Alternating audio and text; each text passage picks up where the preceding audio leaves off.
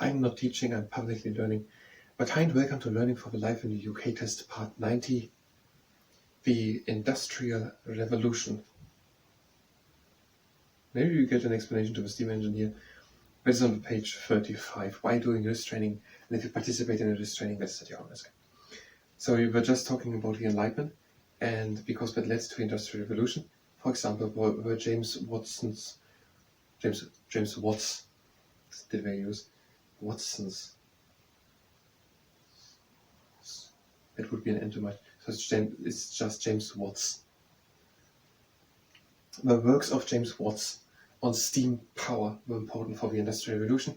Other people important of the Industrial Revolutions, and many of them were from Scotland, were Adam Smith. He said something about economics, and David Hume, who said something about human nature. And also was at the time that one of the most important principles to be using, one of the most important principles of the Enlightenment was that everyone should have a right to their own political and religious belief, and that the state should not try to dictate to them. So the Industrial Revolution. Before the 18th century, so during medieval times, but also this intermediate time, I don't actually know how the time's called, from 15 to 1700, I must look it up sometime. Before the 18th century, so 1600 something, but also 15, 14, 1300 or so, whatever. Before the 18th century, agriculture was the biggest source of employment in Britain. So we mean farming, agriculture is farming, and it was the biggest source of employment. So that means most people were farmers before the 18th century. There were many cottage industries. These are a lot of farming names which have to be known.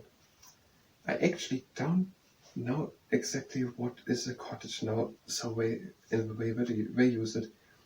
There were many cottage industries where people worked from home to produce goods such as cloth and lace.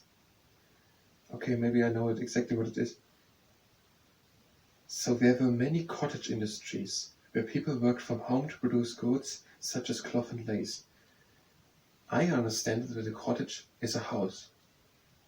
And I just thought it would be the name of a farm type, like we're using agriculture for what is the best name to describe the most scientific name we have here.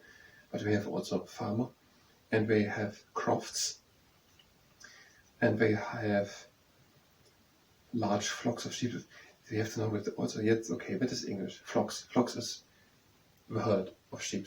So one sheep is one sheep. I don't know when it's a flock, but 50 sheep are a flock.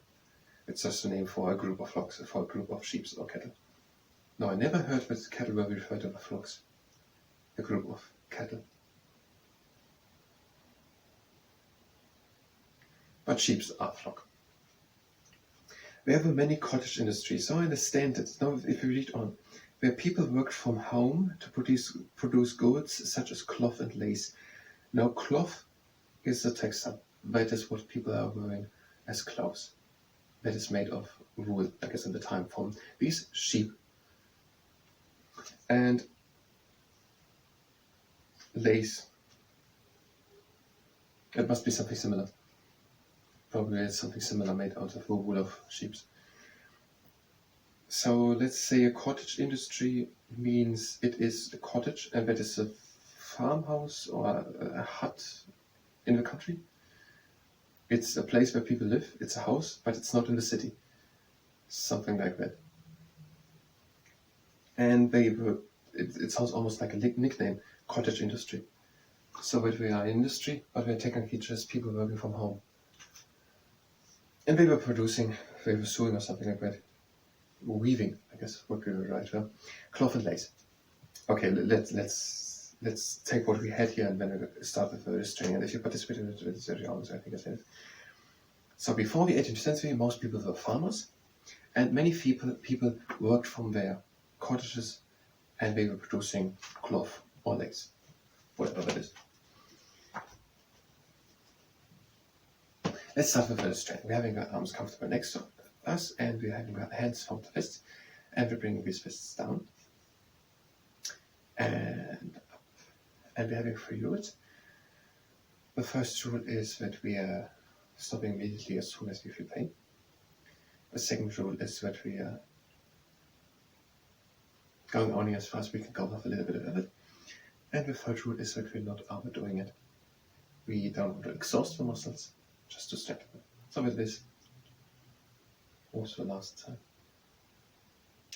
And now with some exercise, the hands to the inside and to the outside.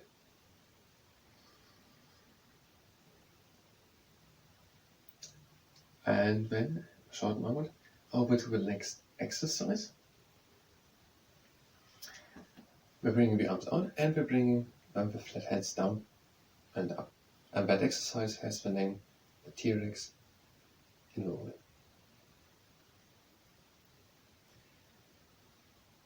And we will directly continue with the T-Rex in the gym. If you don't have a tennis ball, just do it with our. You're pressing onto the tennis ball with a good but not overly high force, or just make a strong fist and release again. And press again. And release. And we're doing it for a final time. Pressing the tennis ball or just a strong fist. And release again. And we're switching over. Press again. And release. And press again. And release. And the last time, press onto the tennis ball and release. So, before the 18th century, most people were farmers, and many people were working in cottage industries where you were making cloth and lace. The Industrial Revolution was the rapid development of industry in Britain in the 18th and 19th century. So the industry, so what is produced, we know that we're doing, that we were exporting wool from sheep, and we also know that we were doing farming, but we don't know if it, yes, you could call it industry, but that they were producing cloth and lace. But now there was a rapid development of industry, and that is called the Industrial Revolution. Britain was the first country to industrialize on a large scale. They mean with that, people who do not know that, having a hard time to understand it.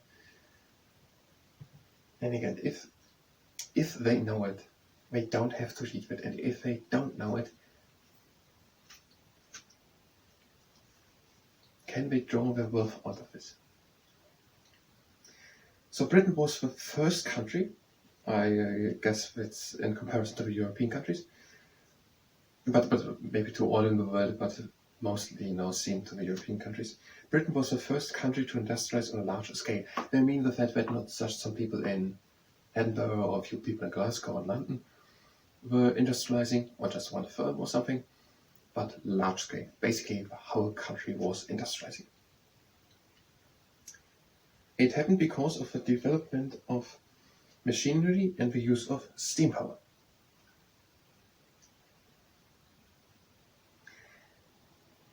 Machinery and the use of steam power was developed. And that is the reason for the Industrial Revolution.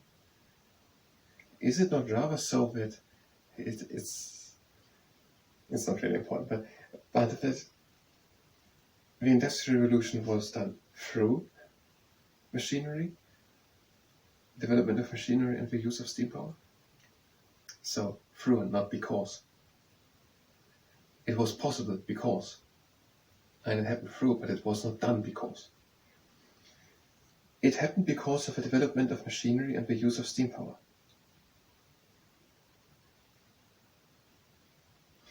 It's not important, we know what we mean. Agriculture and the manufacturing of goods became mechanized.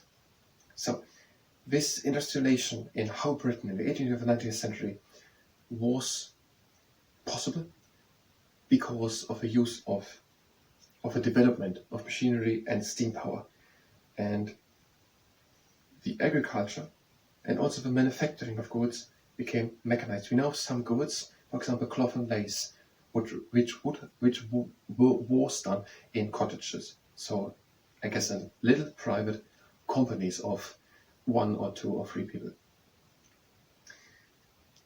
And they don't explain that much more, maybe.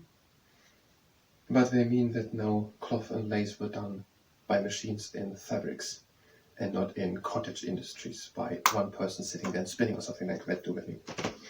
Let's continue with the just exercising. We are doing the cautious Big Bang. We're placing the fingertips of one hand on, we're doing now mostly we're standing. We are not coming through and needing a second part at least before the third one. We're placing the fingertips on top of the fingernails of the other hand. And now we are opening and closing, and we're pressing the whole time onto these fingernails. And we're closing. And the last time. And everyone has a turn, and now it's time to switch. And we're opening and closing.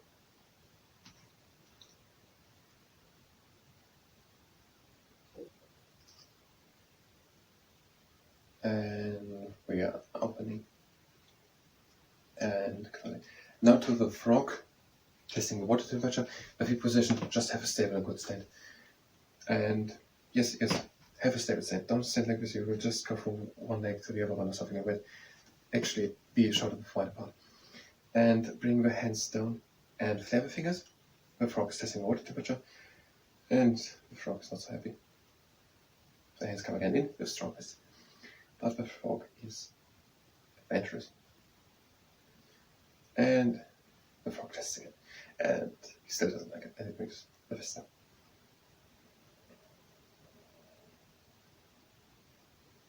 And again up with strong fist. And the last time down. And up. And now to the rocket booster. Again, we step aside.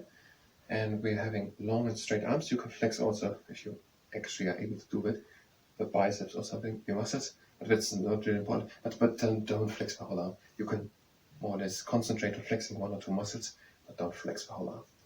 So just have long arms. Just have long arms, but strong fists. So not just a loose fist, but a strong fist. But don't overdo it. Just have a strong fist. And now turn these strong fists to the inside. Have straight and long arms, and make strong fists which you bring into flexion. And now we're bringing these hands to the outside, and we're flaring the fingers. And again to the inside, make fists, strong fists to the inside. And to the outside, with flared fingers. And to the inside, with strong fists.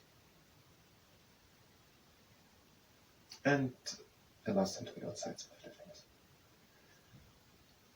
And now we're doing, I think we're through the full exercise, so just relaxation. We're having a straight arm, make a little bend and go with moderate pressure over the middle part of the lower arm.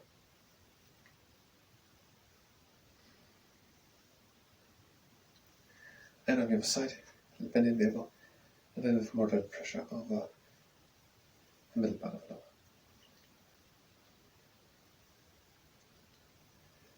So before the 18th century, most people were farmers. The biggest source of employment was agriculture. And many people worked in cottage industries, and they were producing cloth and lace. And now machinery was improved and steam engine was used, and that made the industrialization in England as the first country in the whole country. Yes, but this is technically the end of the sentence. Agriculture and manufacturing of goods became mechanized. So now it did not happen just through human power, but more and more through machines. Also agriculture. So not humans were doing the sowing, but more and more machines.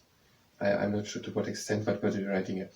During the 18th and 19th century, so over 100, 150 years, 200 years at the time. But all over, the industrialization was pretty fast. This made things more efficient and increased production. So they were more efficient in the agriculture and in producing goods, and they increased the production. They could produce more. Coal and other raw materials were needed to power the new factories. That is because coal can be burned to make the water in the steam engines burn, and that produces steam, and that steam can make a machine running. We don't have time. I thank you very much. We will continue. So, I thank you very much, and have a nice time.